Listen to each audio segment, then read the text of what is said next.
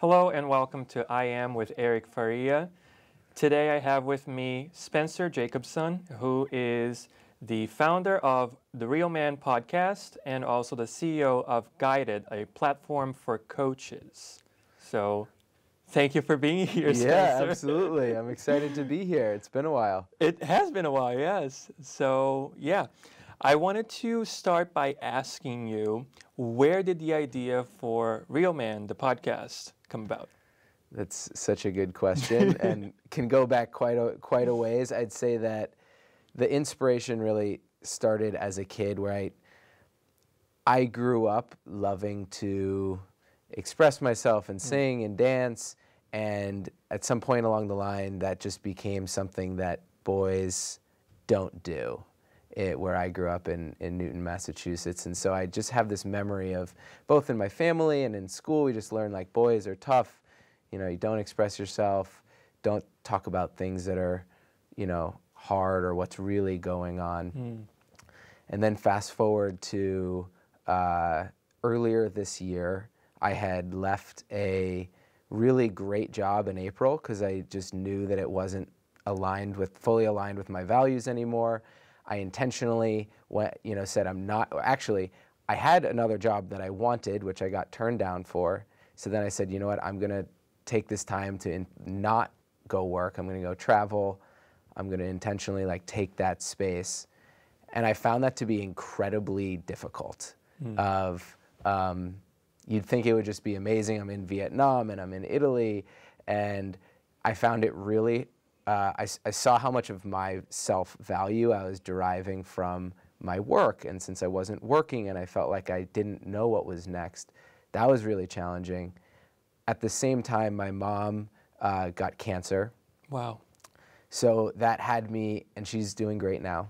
But that really had me look at my relationship with her and reflect on how I grew up and really how that shaped me into the man that I am today.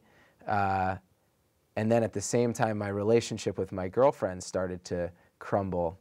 And so there was a 3-day span where this all really came. Like a trifecta of things. Yeah. And so then there was really this condensed period. So I was really struggling. And I was like, I feel like I'm supposed to, I'm supposed to have this relationship figured out. I was feeling like I was failing at that, and I thought that I was supposed to have all my work life really figured out.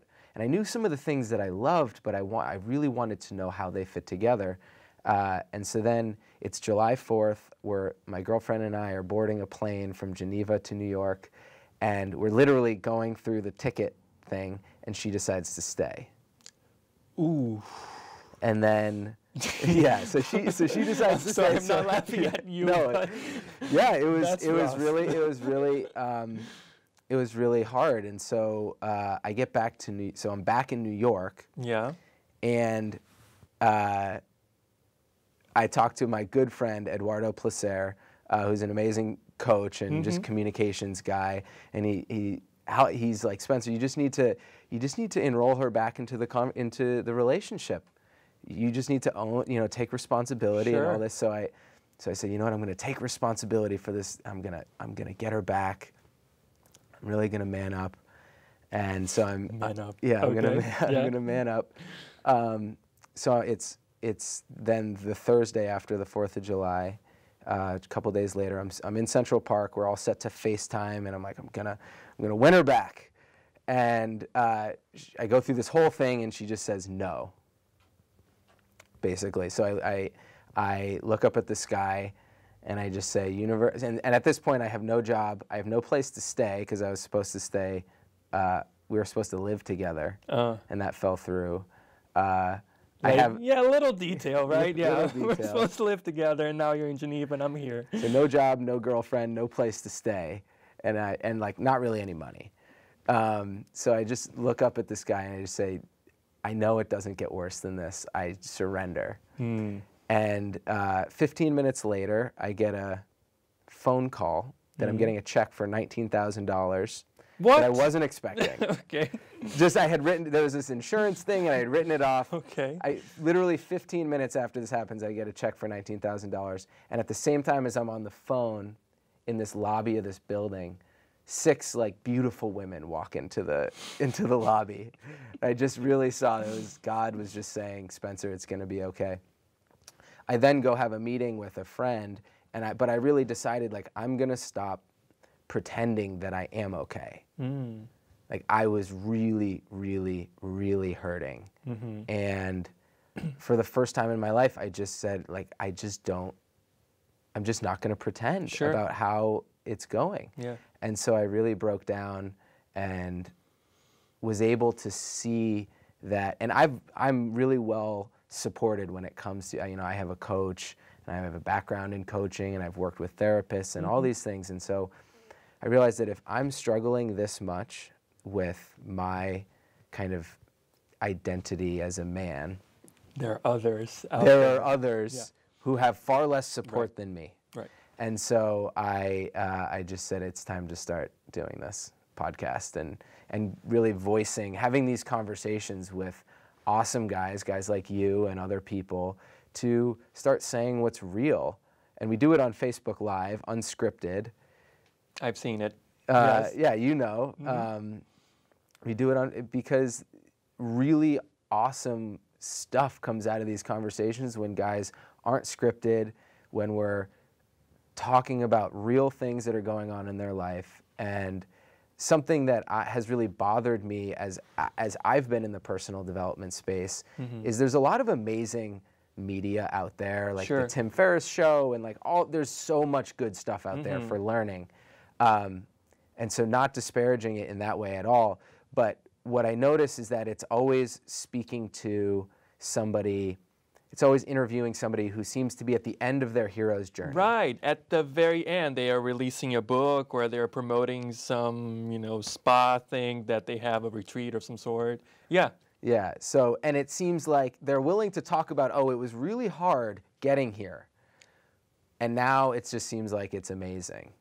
Wow. So they don't talk about the journey. They talk about the end of the journey. Or they talk about the journey, but then if you're just some guy who's listening to all the Tim Ferriss show podcasts. Yeah, and who's actually in that moment where, you know, ish hits the fan, right? Yeah, and I just think we don't see that many examples of people being honest about how hard it is. Right. And I think as I'm in my own journey, the truth is that things have only gotten easier as I've learned to stop thinking there's some destination at which point it's easier. It's just that you learn to fall in love with the process of life, or of success, or of the challenge, and you learn that that is what life is. There's no end point when things are all amazing. And so that's another piece that I'm trying to express with this, with talking to people, is that it's really actually like, let's stop pretending that let's stop, and that's what guys do as well, as we pretend very well. Yeah. Especially when we have the things like the toys and, you know, the car or whatever, right? The money, or even the women, or the man, whatever, or the man, or whatever it is. Yeah, we secretly want to be at some destination. We know we're not there, but then we pretend to everybody else that we're kind of there, and that we're good with where we are. And so it's this whole, you know, as boys we're taught not to feel our feelings, or to look a different way, or to be a different way, to man up. Something that you said. And then as adults, we just do that in a different way. Yeah, it's so true. Wow. That was intense, Spencer. Okay. All righty. So I guess I'm going to stop here for now for this first segment, and I'll be back. So stick with us. And this was just the first segment, guys. Be right back after this.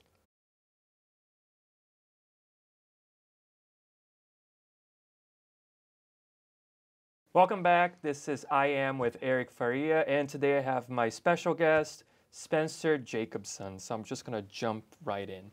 So I talked to you previously about a bunch of things, and I remember you saying vividly about not fitting into a mold that you thought you were supposed to fit into. Yeah. Can you elaborate a little bit on that?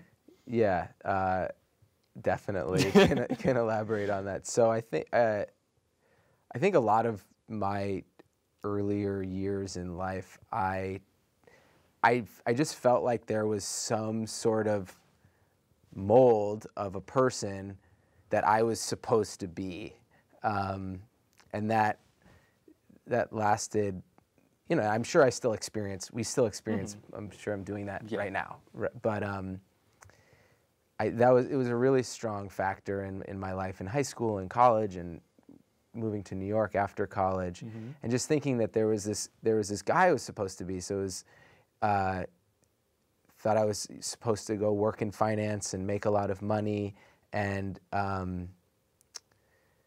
have a beautiful girlfriend and party a lot, and in college it was like get the best grades and just be the best without trying very hard or looking like I was trying hard.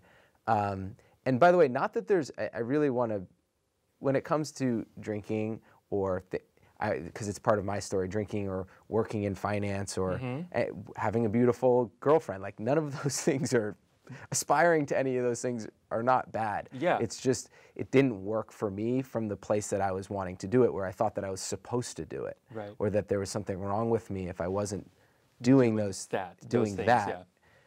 Instead of listening, instead of just being aware of what I actually want. And I still like things like making a lot of money. That's great. Money's awesome. Yeah, there's nothing inherently evil or bad about these things. Right. It was just the chase, right? For those where it didn't really connect with who you were. Yeah.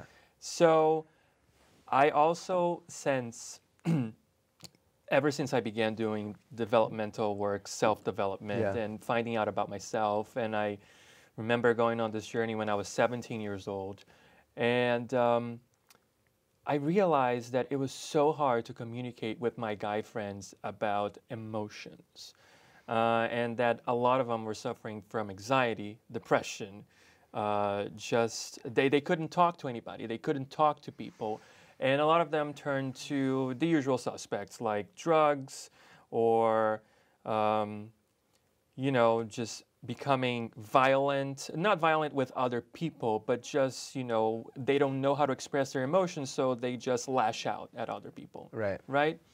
And what do you think about that? Why do you think it's so hard for us as men, especially Western men, to be able to express ourselves? I mean, just look around at Yes. look around at any type of media other than I Am with Eric Faria. Okay. Thank you. Yeah, that you would see. Well, I've been writing something called What We Teach Men, where I've been asking a lot of people about what are the lessons that they learned about being a man at these different stages of growing up. And so it's been really interesting. But we all know it's like boys don't cry, right? And so we learn that as kids. But then I actually think even modern constructs of being a man is masculinity. I see generally two archetypes. One is the kind of master of the universe guy who drives a BMW and makes a lot of money and is good at dancing and sports and has a beautiful wife and kids and he's straight and like he's just amazing at In other words, he's James Bond. It's the James Bond archetype, and he's mysterious. Yeah. Right. Alluring to women. Yeah. And then the other one is the angry villain in sort of ways. There's the hero, but then there's the villain, and he's angry and violent, and so it's really just these two models, and we don't really get to see much else. Yeah, there aren't any variations. I don't see, even in media, to this day, it's 2017, I don't see other types of masculinities represented. I just, top of my head, I just remember there's a cartoon, I don't know if you've ever heard of it, it's called Steven Universe. No. It's on Cartoon Network, look it up. It's actually a deconstruction of masculinity for little boys. I find it fascinating. Nice. But that is the only example that I can give you. I cannot give you any other example of that. And it was created by a woman, so go figure. Yeah, go figure. Yeah. Yeah. So the other thing that I wanted to talk about was the journey from the head to the heart, Yeah. right? I remember as far back as like 6 or 7 years old, growing up, that I was always here, always in my head, always thinking about how I could be better or how what my parents or the society around me wanted. Yeah. And how do you think we can bridge the distance between the two? Because it's something that is ongoing for me. Yeah. Practice and vulnerability and destigmatizing that. And I think depending on the circles that you're in, vulnerability is either never talked about or talked about a lot. But I'll just speak from my own experience of it and how I think we can start to do that.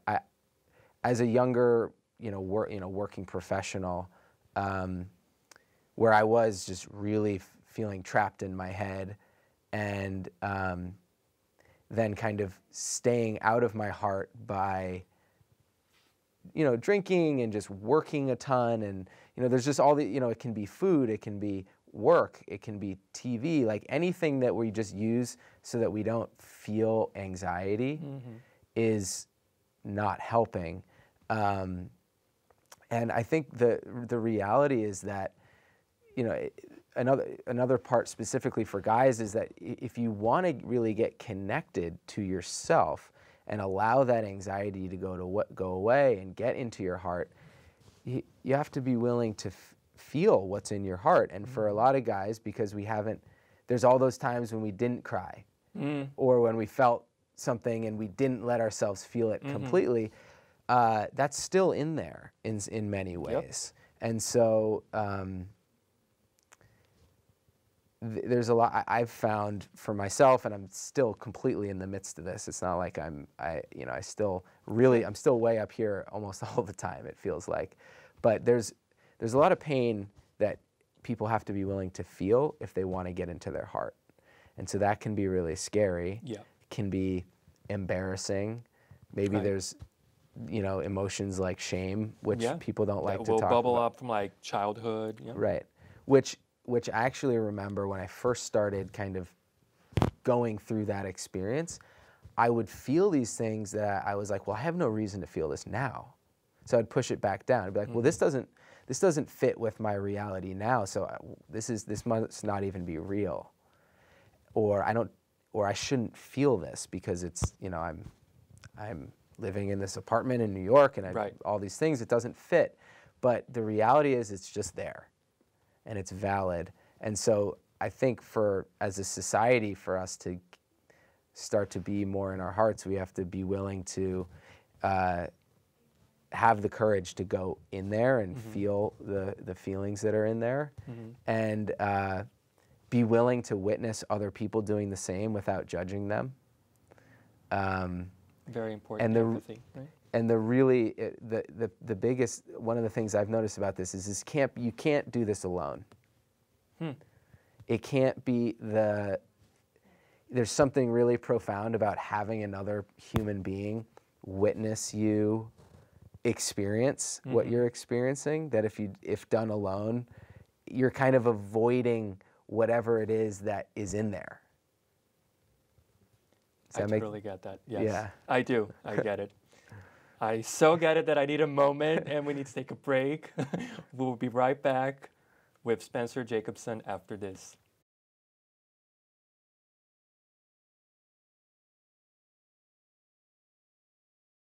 Welcome back to I Am with Eric Faria. Today I have Spencer Jacobson here, and I have lots to talk about before the end of the show. Yes, let's do it. Let's do it. So I remember, Spencer, you mentioned something to me that really caught my ear. As a gay man, an immigrant, somebody who was in the closet for many years, felt shame, anxiety, and all those things, and I thought that I was alone. You said something, the role of white man with your project, RealMan, in bringing about equality. So please talk about that. Yeah, so this is something that I've thought of, that's come up for me a lot, especially as I've been more and more in the personal development and leadership world. That's really been where I've been around the most diversity.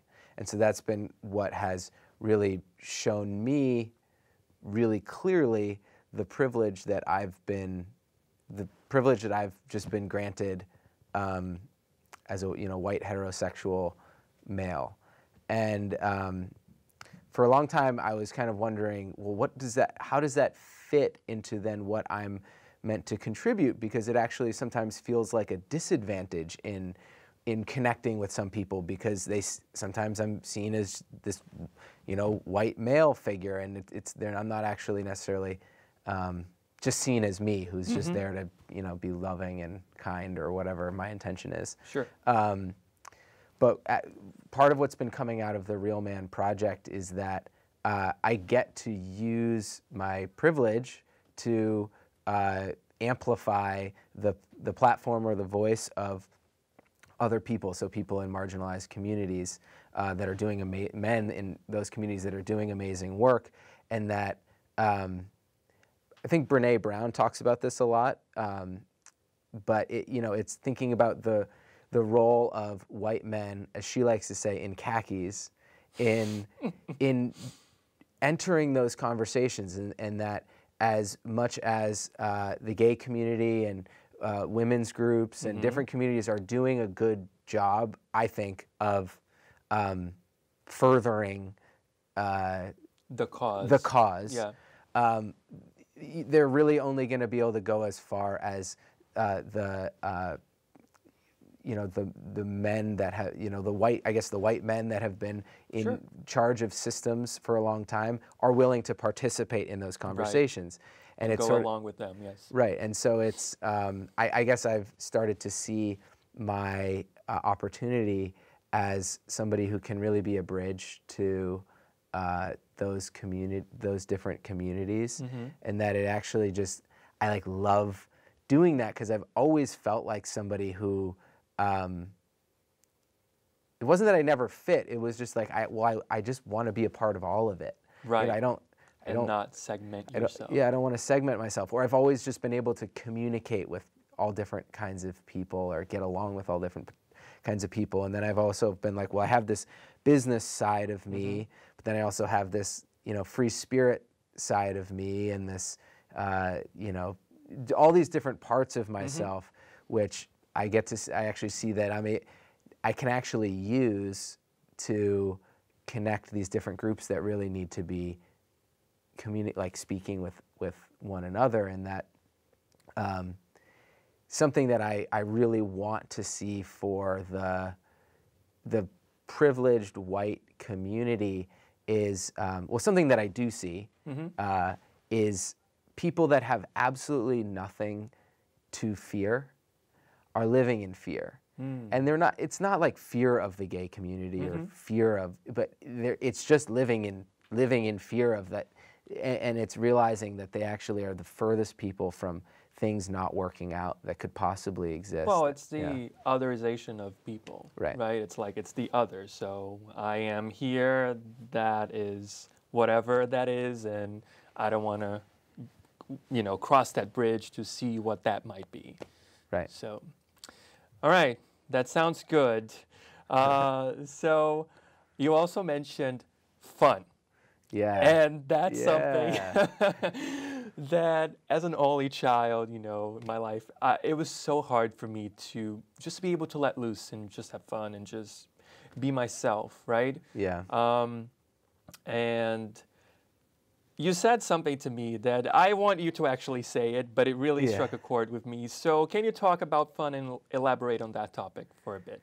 Yeah, and I think women are better at having fun than men, generally speaking. I feel like there's permission for I'm just making mass generalizations. Yes, tonight, let's just do it. So just give me a pass, because the intention is good. Yes. But yeah, I found that with a lot of my guy friends, and I see it doesn't seem like fun is a value that is strongly held, like it's valid or important, or like what are you doing to play or to have fun. And I realized that that was something that was really missing from my life.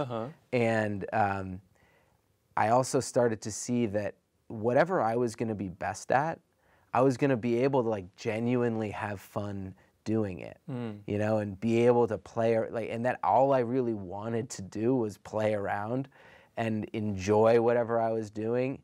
And that I really believe that you can do that. There was something always in me that some people seem to not believe that they can really have fun doing things that will make them money and all those things. But I always just said you've got to be able to.